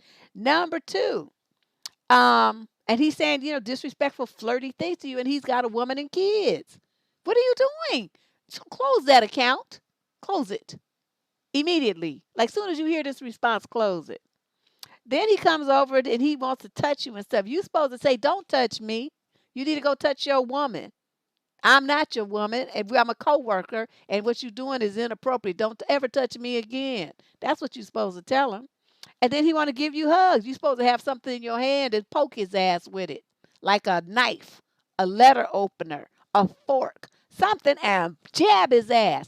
And every time he tries to touch you, you jab him again. Say, you need to back the fuck up. This is not just no 6 foot COVID distance here, son. I need 6 feet. Stay away from me. I think I've started to like him. This is what's gonna happen to you because you stupid. You gonna end up sleeping with him, and he's gonna hurt your feelings when he just moves on to the next one. And you're gonna be sitting up there at work crying and acting stupid and looking even stupider while he just fucked over you because that's what he's doing. He's trying to seduce you because he sees you have a weak mind. You're very easy to manipulate. Okay? This makes no sense for you to be this old and this silly. This is your job, okay? And this guy is a slickster. So he gonna flip it around to be where you the one that pursued him. So then you end up getting fired. And then what you gonna do? See, this all around, you don't even understand what game is being run on you. I'm trying to tell you, you're being very stupid right now. Stop this before you lose your job, get charged with sexual harassment, and then you can't get no unemployment and all that kind of stuff if you get fired for cause like that, where there's like a legal action against you. You don't get severance pay and all of that kind of stuff. You're being very stupid right now. You're putting your whole future at risk based on this man and his whims of his dick. That's what you're doing. You need to get yourself together. She don't have no boundaries. She can't even still boundaries. It just makes no sense. But the fact that she's 23 years old and out in the workforce this naive, it shows that her parents did not do their job. See, and this is a repetitive pattern. We had ladies talking about that before. How the parents who turn their daughters out as adults and don't teach them anything. So your girls go out into the world like brand new babes in the woods. They just are just victimized right and left by these slick dudes because you have not. These parents are failing their daughters. This is such a basic, rudimentary behavior pattern of how she should be protecting herself at her place of employment, but obviously nobody told her because the way she's acting, she doesn't. You can tell she has no clue of what's happening and why it's happening and what the game is that this guy is running on her. She has no clue. Thank you. This is just insane to me. This poor girl. But anyway, stop this. Shut this down. Okay. Close that Instagram account. Block him on your phone. And when he comes to your desk, tell him to get away from you. Go do something with himself. Tell him you don't want him at your desk. If he tries to reach for you to touch you, back up. Don't let him touch you. Tell him to maintain 6 feet COVID distance, and that's he's in your personal space and you don't like it. Stuff like that. You're gonna have to start speaking up. Now he doesn't feel the same. He just wants some ass from somebody who's too stupid to understand what game is being run on her. He got the woman he want to be with. Okay? But if you're going to give him some booty, he'll take that too. Question number 19, male 18 to 21 out of Florida. I'm 17 years old. I'm from Florida and apparently a soon to be father. Oh, God, another one? Unfortunately, I sat down tonight simply to think to myself and assess my situation and realize just how screwed I have it right now. My girlfriend is 5 months pregnant. I have no money put away. My job is below minimum wage, and it's all overwhelming. I have 3 credits left and will likely graduate early. But even then, I don't even know how to drive. So you talking about graduating from high school. My dad is rough and tumble, having raised himself from being homeless at 16. Yet all he could tell me to do is persevere, and no matter what I do, it'll provide a desirable outcome at some point. I really just need to know where I need to start when it comes to addressing and solving my problems.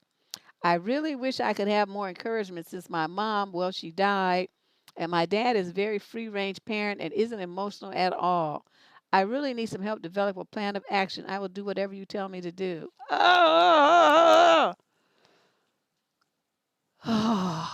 this is a baby. He's only 17. So I'm going to be kind to you. This is what you're going to do. Where are you? Okay, Florida. I don't know where you didn't say what city in Florida. This is what you're going to do. Okay, tomorrow's a business day. You're going to take yourself and your little girlfriend and y'all going to go down to social services. And you're going to apply for whatever you can get as a minor for the baby. That would be food stamps.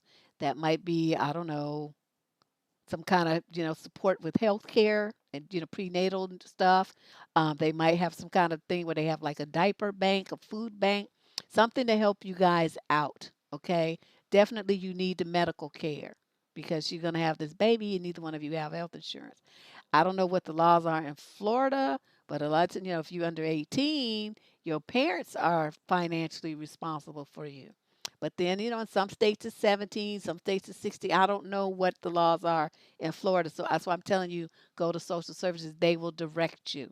Okay, they will provide, give you all the paperwork that you need to fill out to get some help to get you over this hump while you guys finish school and get jobs and stuff like that. They may even have a situation where, depending on how much younger she is than you, where they have child care assistance to help you guys stay in school and get your education. Sometimes they have special programs for young parents where they help with tuition and all that kind of stuff. You know what I mean? I don't know where you are in Florida and I don't know what's going on in Florida. So I'm throwing out ideas for you to investigate because you said you want to help developing a plan of action. That's the first step that you need to take. Okay. Now, the other thing is to find out from this girl with her being 5 months pregnant, does she plan, I mean, we didn't even talk about that part. Does she plan to keep this kid or does she plan to give it up for adoption? Is adoption an option? Are her parents in her ear telling her to keep it, but she really doesn't want to? I mean, being a teenage mother is no picnic. Being a teenage dad is no fun either. So, you guys are awfully young to be taking on this responsibility. But this is why I tell people, people want to be screwing. Teenagers want to be screwing. That's not something that you need to be doing, because screwing is an adult something adults do. You have that when you do that, you have the opportunity to make a child. That is a huge responsibility and is lifelong commitment and obligation. At 15, 14, 16, 17, 18 years old, you're not prepared to take on that burden. You should not be having sex in your teens. I know that this is something that a lot of us like, lady, you're old fashioned, you're this and that. But see, this is what happens. And you don't have any control of that, because even if you don't birth control, sometimes it fails. Then what you gonna do? It's none of those things are 100%. I mean, look at the package.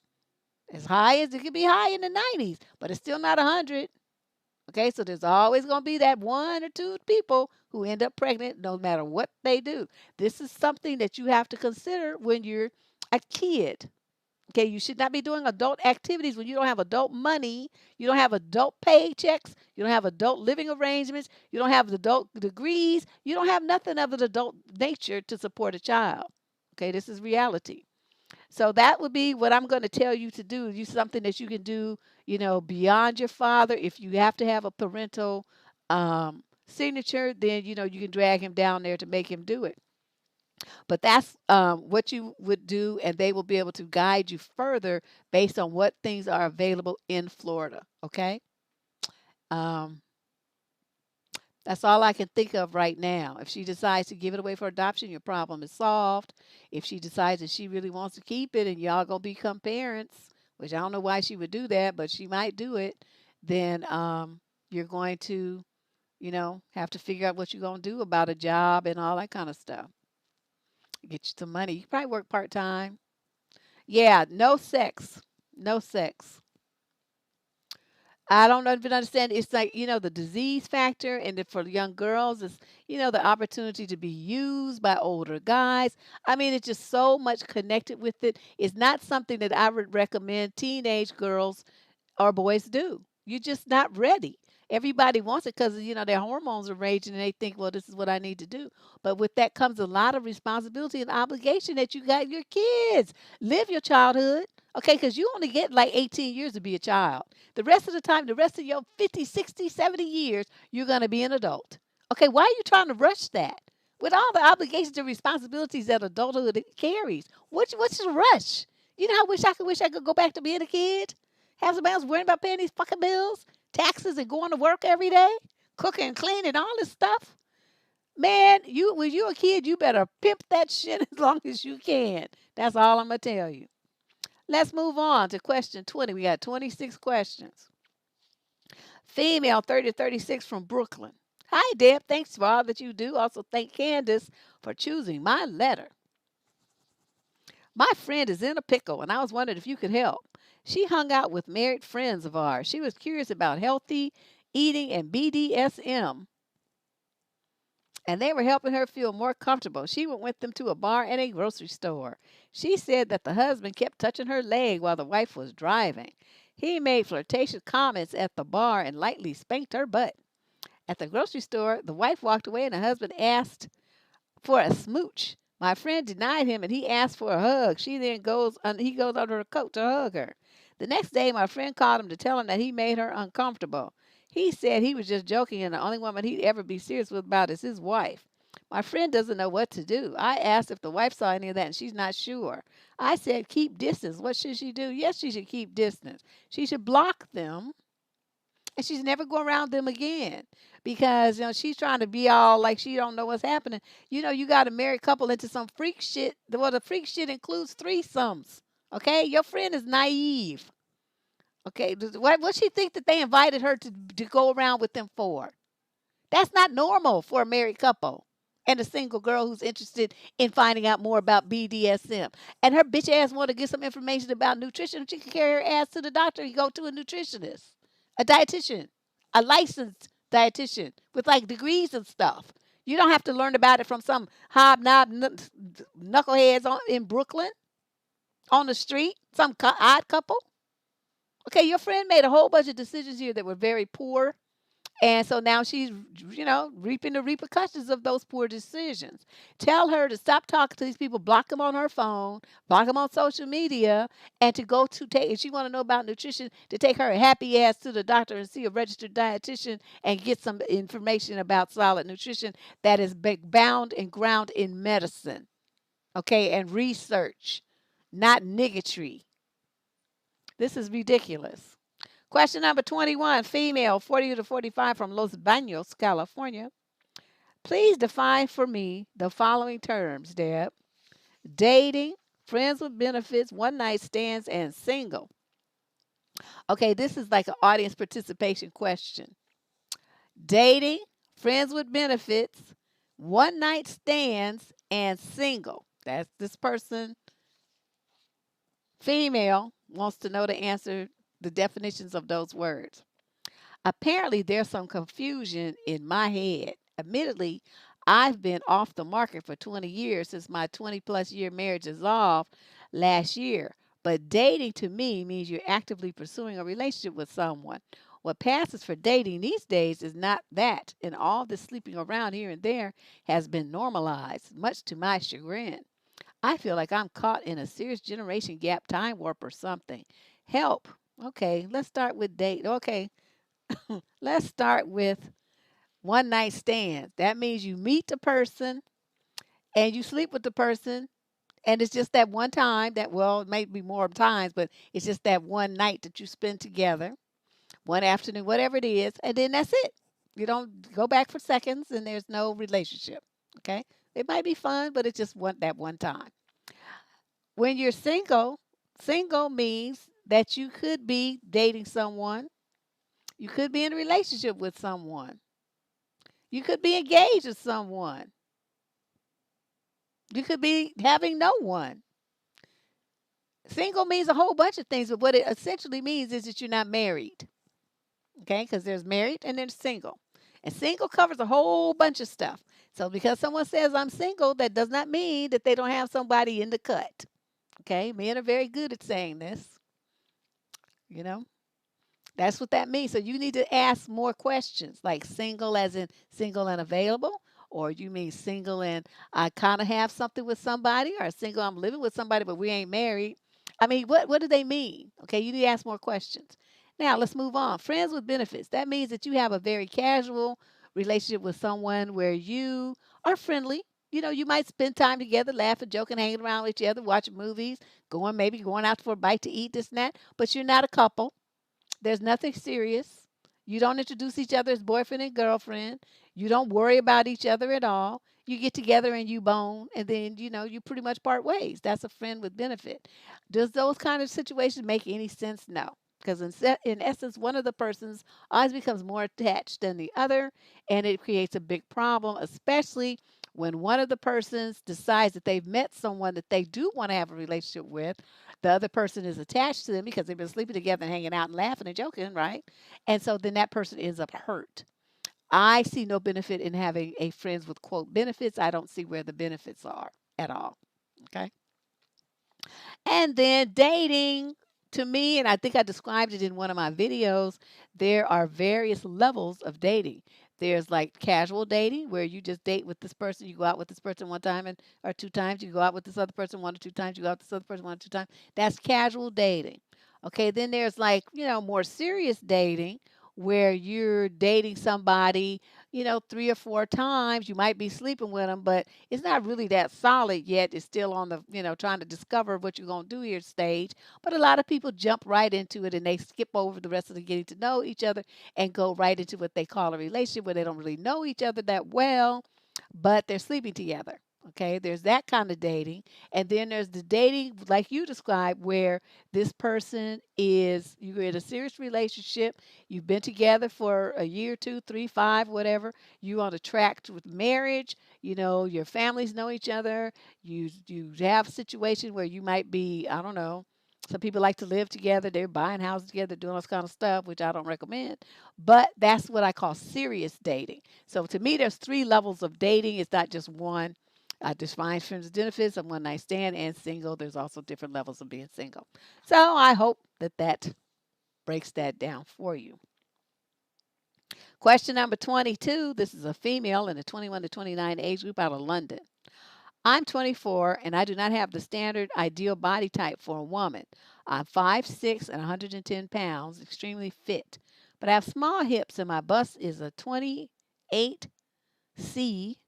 tiny. My legs are long, but my ass isn't big. But I love my body, and even though there are days I wish I was a little bit bigger in boobs for a more feminine physique, I'm still happy with how I look.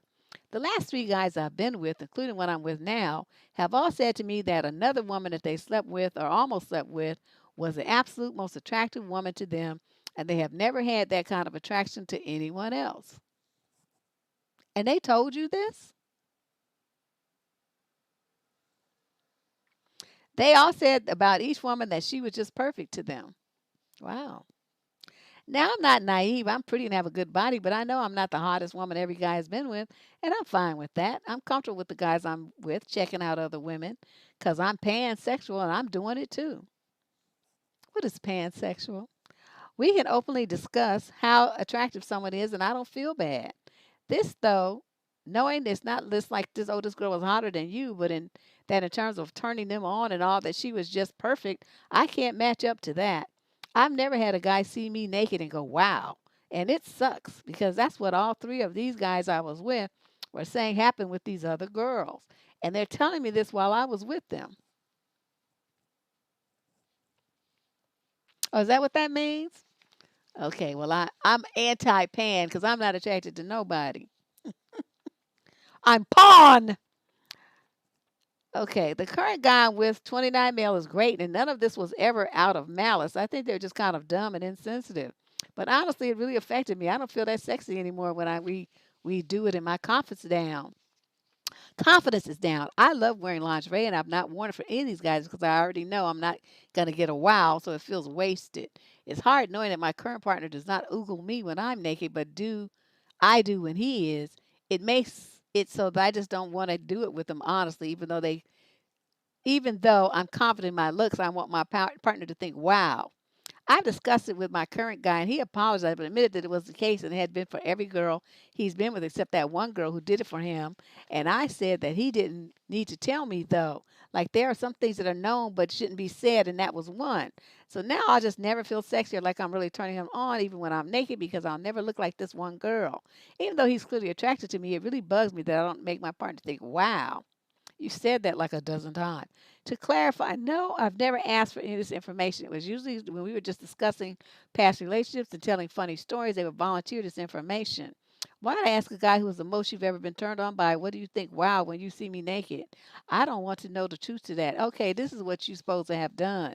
When men say shit like that, you fire back. You don't ever get in your feelings about it and start feeling you bad. You start talking about somebody that you fucked whose dick was bigger or who could last longer, who could kiss better, who turns you on more, who had bigger muscles, who was taller, who had more money, who looked better in the face.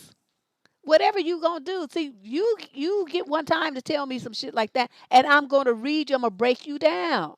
I would have him in his feelings hurt in the corner somewhere crying. You're not gonna tell me some shit like that and think you're gonna get away with it. I'm gonna tell you all about yourself and all the fine motherfuckers that I fucked and how they had me seeing Jesus and all that kind of stuff, and you don't do that. I mean, you're okay, I guess, in bed, but not like he was. He really made me go wow, like wow, wow, wow, wow, wow, 10 times. I was calling Jesus God and everybody, Buddha, Allah, all of them. You don't make me do that. But I guess I like you, okay? I guess. That's how you're supposed to do somebody like this. You don't let them talk to you like that. Every single one of them was supposed to get that kind of response from you. You sit there and let some dude kind of break you off and hurt your feelings like that, and you don't hurt his back. No, you're supposed to put him under the knife and dissect his ego into minuscule pieces. And that's the thing about what guys don't realize is most women, these dudes, you ain't the best lover, and you ain't the best looking motherfucker that she's been with either. Be happy that she's spending time with you. But see, when they get like this, you're supposed to tell them. Most women are very polite, and they were not going to tell they dude that your dick ain't the biggest, your stroke ain't the best, your mug ain't the cutest. You just not all that. But I still like you. But see, when they do stuff like this, you're supposed to tell them. You're supposed to break him off a piece.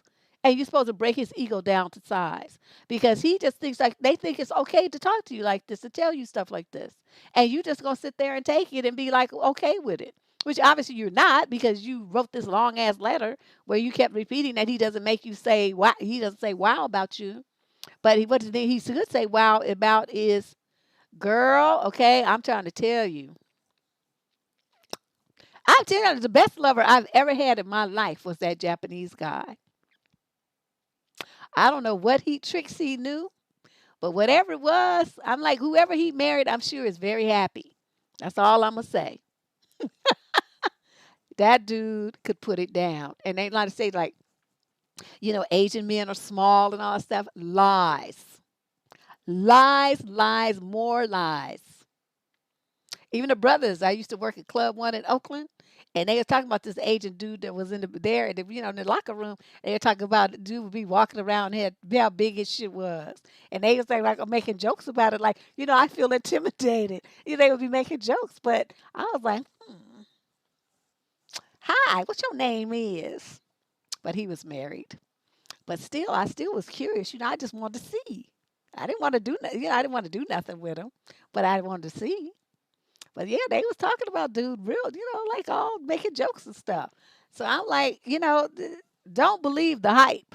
And they always say black men had the biggest ones. That's a lie too. That ain't true. So in a situation like this, you had a lot of ammo that you could have hit him with and broke him off and shut his ass down, shut him up, where he would have never said anything like that to any other woman ever again in life because he would have been afraid of how bad his feelings got hurt. That's what you're supposed to do. And all of you listening to this, thanks, Manda. All of you listening to this, if you ever have a man who says some bullshit like this to you, heed my words. That's when you take off your kid gloves of politeness where you don't want to hurt his feelings and all that stuff, and you crack your knuckles and go the fuck in. Because he had no business talking to you like this. None at all. And you got several of them that did that shit. All of them would have had been and left a trail of broken egos in my wake. Because we one thing we're not doing that.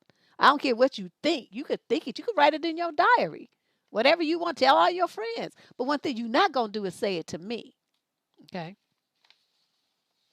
No. Okay, and he apologized. Now his ass was supposed to get cussed the fuck out, told about his little dick and his weak stroke game, and then fired. That's what you were supposed to do. You don't stay with a man who talks to you like that. That's emotionally abusive. And you trying to say, it's just you thought that he didn't really mean it and all this stuff. Yes, he meant it. Stop giving him excuses. He meant to hurt your feelings, otherwise he would have kept his fucking mouth closed. Question number 23, female 229 out of San Jose. I'm 23 and I started a new job 5 or so months ago, and I really like the people working there. However, there's this one guy who's 22 who's making me more and more uncomfortable. Day one, I found him somewhat off. Like his overly niceness seemed fake, and I saw through it. I know what she's talking about. Whenever I arrive at work, he works in the kitchen while I'm the bartender. I walk past the kitchen, he'd enthusiastically greet me. I'd always be polite and say hi, but never really stop to talk. I tried to show him that I was not interested. He kept walking over to the counter where I worked to talk to me whenever there was no rush, always standing too close to my liking and literally staring at me without blinking. I later learned he's hit on basically all the girls at my job. One girl told me that she fell into his charm trap, in which after they hooked up, he basically ignored her. Obviously, this made me dislike him even more. Hmm. A couple of months ago, we were going back into the second lockdown, and during the last day of work before lockdown, he handed me a slip with his number on it, asking me to call him sometime. I never did, hoping that he would get the hint. Even though my housemate that he had been bummed that I never reached out. Good, I thought. Then a month ago, we finally got back to work, and it seemed like he got the hint. He only greeted me and hi and bye. I felt like I could live with that as long as he left me alone. But nope. Last week he started walking up to the counter where I stood again, trying to ask me how I'm doing, wanting coffee. I'm a barista. And just overall trying to talk to me. At one point he walked past me, put his hand on my shoulder. He makes me extremely uncomfortable. I gave him literally one or two word answers. Oh my God, how much did you write? Okay, I've confided in three co-workers, my dislike of him. One of them said he's a narcissist. If I go to HR, chances are that he'll make my life there living hell. Most likely talk poorly about me to others in the kitchen, trying to turn people against me. But that's what narcs do. I get extremely nervous when he comes to the counter. His presence makes it hard for me to relax, which I have a hard time communicating. My brain freezes. But if I were to gain courage to personally tell him to back off, saying I'm not interested, I know his ego will be bruised to the point where I know he would turn it around and make it seem like the crazy one for even thinking he's hitting on me. I don't know if I should text him and ask him to leave me alone or what I should do. I think he knows I'm not into him, but he's seeing this as a challenge. Or if he just enjoys fucking with me and laughs about it with others in the kitchen. I have no issues with anyone else in my job. I'm always nice. Blah, blah, blah. I know how dangerous narcissists can be. I just don't know how to make this guy leave me alone. I'll take any advice on how to handle this situation the best way possible. Okay, this is what you do. This is what you do. This is what you do. Uh, when he comes to your counter, okay, you wrote the fucking world. She made a paragraph between each sentence. That's what this is. That's why it looks so long. Okay. When he comes to your counter, you say, "Don't you have some work to do?" If you don't have enough work to do, maybe your hours should get cut because you not doing anything productive. Maybe I need to talk to our manager about that. Okay. Then he's gonna say, "Okay, she's not going for my humanity. She's about to report my ass." And it would be true though, because if you sitting around, got time to be trying to, get your hustle on at the job, that means you don't have enough work to do. Okay. Then if he tries to put his hands on you, you're supposed to take his hand and you fling it off you with force. Okay. Leave no question about the fact that you don't want his hands on you. That's how you do that. You don't have to say a word. You fling his hand off of you. All right. Then he's staring at you. Say, "Why are you staring at me? What's that all about? Don't you have something to do? Like something productive and work, something work related? You got time to be sitting around staring at the female staff?" That's kind of creepy and weird. Okay. You don't have to say, make a threat or tell him what to do, anything. Just they talk about him being a freak. Embarrass him. Okay. It's like, you sitting around there chasing after women at work and stuff. That's a thirst move, bro. That's a thirst move. Normal dudes don't be chasing pussy at their jobs. Work, pussy, two separate things. I mean, you don't have to use that word, but you know what I mean. You want to convey that to him that only the thirstiest of the thirsty do that kind of thing. They try to keep their work life and their romance life completely separate. Except for the thirstiest of dudes, they do that kind of thing because they don't have those kind of boundaries. Um, you're going to text him? No, you're not going to ever text him. You're going to block him on your phone so he can never do that. I don't know why you would think that that would be the solution to this. And then you're sitting there worrying about you putting all these things in your head, all these fear mongering things about what somebody might say in the kitchen. Are the motherfuckers paying you? Why are you worried about what they say? Who gives a shit what they say in the kitchen? If they were any kind of people with some kind of education and stuff, they wouldn't be in the kitchen busting suds. Okay? Keep that in mind. And you talking about what else did you say? You just wrote every goddamn thing in the world. I can't even keep up with what you wrote. Oh, here it is. Let's see.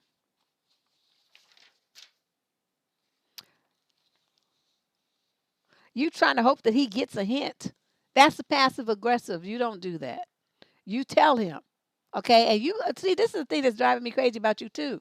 You want to work as a bartender. Do you know every woman I've ever met who's a bartender is a solid broom riding bitch? And you know why she's that way? Because she deals with drunk men. And you want to be a bartender, but you want to act like, some little big baby and not say nothing, not speak up for yourself and freeze with your mouth freezing. You're in the wrong career. If you want to be you acting like that, you don't need to be a bartender. You need to be a server or something, not a bartender. Bartenders have to be on their shit. You have to be able to run your bar with a commanding presence. When you are the bartender, everybody knows that you are in charge. Okay? And this attitude that you have here, you're not qualified to be a bartender. You're a drink fixer, but you're not a bartender. There's two completely different jobs. So anyway, that's what when I suggest that you do, start putting in some very firm boundaries and tell this guy off and don't let him touch you. That's the main thing. And if he should insist on doing this kind of stuff, then that's when you have to tell him, either I'm going to go to HR about you because I feel like you're sexually harassing me with all this staring and getting in my face. I don't want to talk to you. Okay, I'm here to work. I'm not here to be your friend. I'm not here to get my swerve on like you obviously think you are.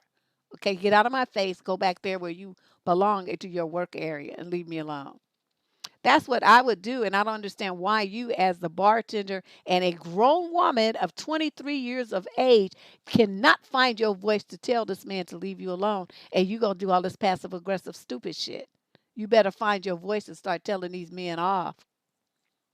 Question 25. This is the next to last letter. 30 to 39, female from Louisiana.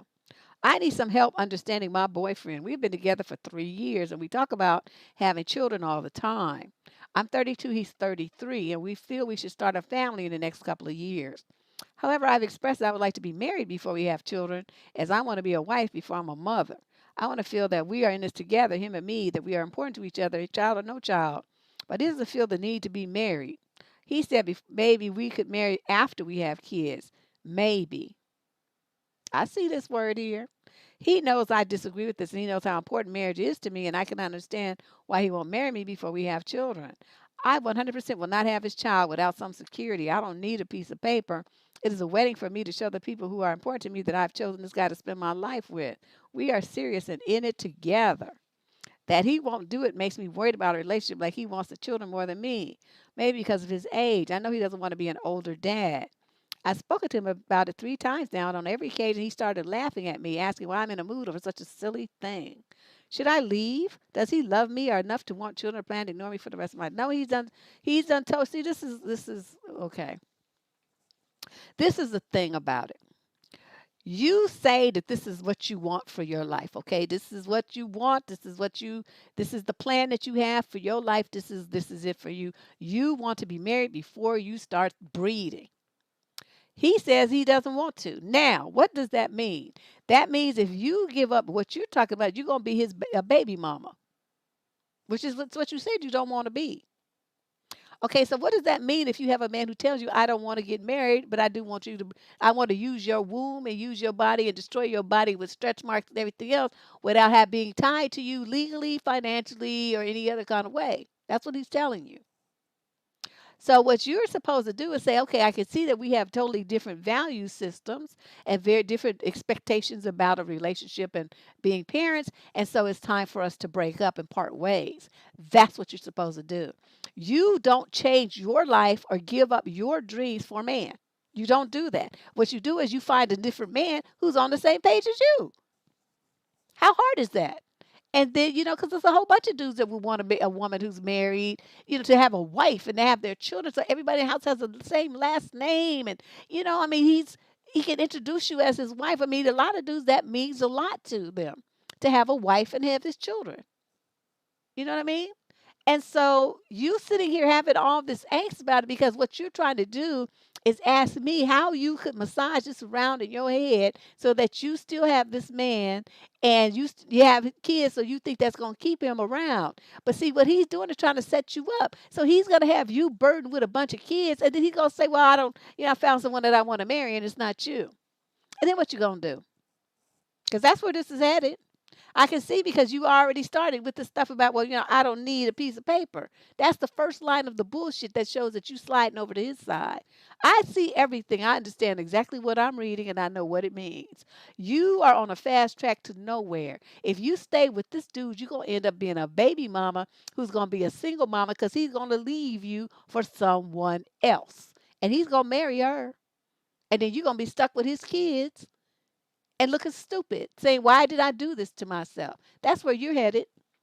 So you need to understand what time it is and break up with this guy and move on before you get too much older. You're still young enough, good looking enough, and you can have a baby with somebody else who wants to be married. It's not this guy. And the final question of the night, question number 26. We have never had 26 questions before. I'm about to die. Male, 21 to 29, from Atlanta. I am a 23-year-old black male in a group chat with 3 great gay friends from college. One's 24, one's 25, another one's 22. And they're mixed races that keep, quote, hitting on me. And I think I understand a little bit of what it's like to be a woman. My three friends keep making subtle sexual jokes and complimenting me on my looks. The comments are very exaggerated that it's difficult to take seriously. And they're not explicit enough that I can call them out on it. It's in this weird middle area. It didn't bother me at first. In fact, I was flattered, but now it's starting to make me uncomfortable. I'm in too deep and I don't know how to shut it down. I think I can understand a little bit of what women must feel when, on a frequent basis, getting unwanted compliments from male friends that feel weird to accept, but also feel somewhat obligated to act polite towards. I'm asking for your advice on how I can nonchalantly get them to stop without explicitly calling them out on it. Please share some of your subtle tips and tricks that have worked for you when you had to deal with male friends behaving similarly.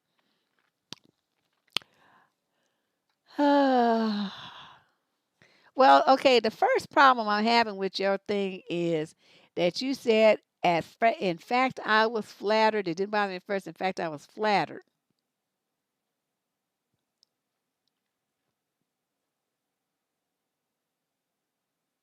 I don't know no straight dude who would be getting flattered by three gay dudes complimenting him on of a sexual nature. Okay, so that puts me in a big question mark in my mind about what's really going on with you and why you have three gay friends. Not one, three. And you keep, dealing with them even though they're crossing boundaries. And you wrote to me to ask me how to do something subtly. I don't do subtle. I don't do subtle. Were I in a situation with three, say these were a situation reverse, it was three lesbian women, and they started doing some shit like this, I would shut that shit down. It's like, look, I'm cool with being friends with you. I'm not trying to hold nothing what you decide to do in the privacy of your own home and bedroom against you. But I don't swing like that, and I don't want you talking to me like that. Keep that shit to yourself with you and whoever else you know that's into that shit. That ain't me. Okay, now you want this friendship to end, we could do that right now. Either way, I'm fine. Just, I could continue talking to you or I could cut the shit off right now. It's all up to you. But one thing you're not going to do is cross these kind of boundaries with me and say these kinds of things to me. We're not going to have that. Now, can you handle that? And they would say yes or no. If they said no, then I would click off and block them all. If they said yes, then I would expect that we would have a friendship that revolved around the fact that we were all female and did not cross boundaries talking about sexual things that involved, us being like that together. That's how I would do it. Now, the fact that you all worried about getting them to stop and you don't want to call them out on it and all this kind of stuff, what kind of pussy are you? What kind of man is worried about hurting some other men's feelings like this? I'm thinking, dude, that you just haven't admitted that you gay right with them. That's what I'm thinking because you're too concerned about their feelings and what they think and feeling flattered by them and all these kind of things. And they know it. And that's why they keep pressing you because they're trying to get you to admit that that's what you are. But you haven't quite come to grips with it yet. There's just too much going on here that's just not spelling clear boundaries and firm entrenchment into the heterosexual camp. Okay, because there's certain things you wouldn't have no problem saying if that was not something that you were considering. So take that, you know, the whatever way you will. But I'm telling you, yeah, bingo, that's it. I just, I don't know no dudes like that. Because, the het dudes that I know, so that they had a gay friend that crossed, even family members, trying to make some kind of joke that they felt was inappropriate about their body or their sexual prowess or anything like that. They shut that shit down. It's like, man, that ain't for you. That ain't for you to talk about. Mind your own fucking business. Stay in your envelope. They say stuff like that to them. It's like, we cool and all, but we ain't that cool. So you need to shut that shit down. You doing too much. I'm not having it. Those kind of comments. So the fact that you're more concerned about hurting their feelings and than being direct and shutting them down is very telling, young lad. You really need to give this some thought. Okay, I'm telling you. So anyway, that is our What the Fuck Tuesday show for today, March 9th. It's my oldest brother's birthday today. I sent him a text, so now I'm gonna call him and torture him and sing happy birthday, me, just to make him cry. So you can say, stop, stop, don't. But I don't know. I don't know what else to say. This was a doozy of a column. The letters that we got in for this column are kind of special. If you want to send in a letter because you're a brave soul and you don't mind being risky getting yourself cussed out by me, just go in the show description down below. You'll see a link that says get advice.